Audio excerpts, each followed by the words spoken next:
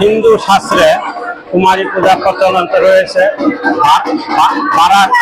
বারাসুর স্বর্গ মূর্ত পাতাল দখল করে নিয়েছিল। তখন দেবতাগণ অসন্তুষ্ট হয়ে কালীর নিকট প্রার্থনা করেছিলেন। তখন কালী রূপে প্রথম কুমারী রূপে পূজিত হয়েছিলেন।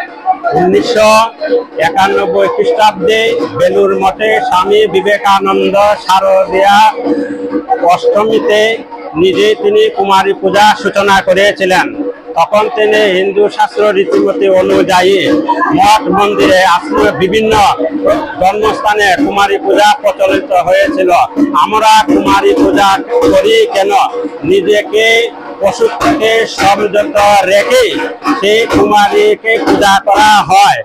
1 থেকে 16 বছরের অধিক অরজস্বলা কুমারী মায়ের পূজা অনুষ্ঠিত হয়।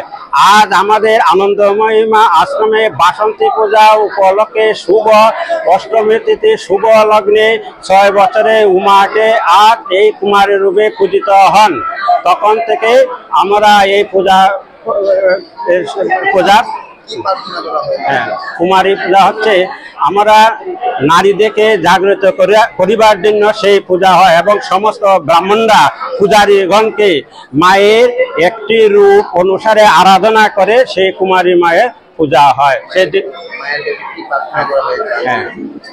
আমরা বাসন্তী মাকে প্রার্থনা করেছি, এই জগৎজননী মা আনন্দময়ী মা এবং বাসন্তী মা তুমি সর্বমঙ্গল কামনা করো, সর্বে সুখ শান্তি কামনা হোক, সেই উপরে আমরা প্রার্থনা করছি। সেই হিসাবে আমরা আজ অষ্টমী তিথিতে কুমারী পূজা আমরা বিশেষ কর্তব্য অনুষ্ঠান পালন করছি। জয় মা।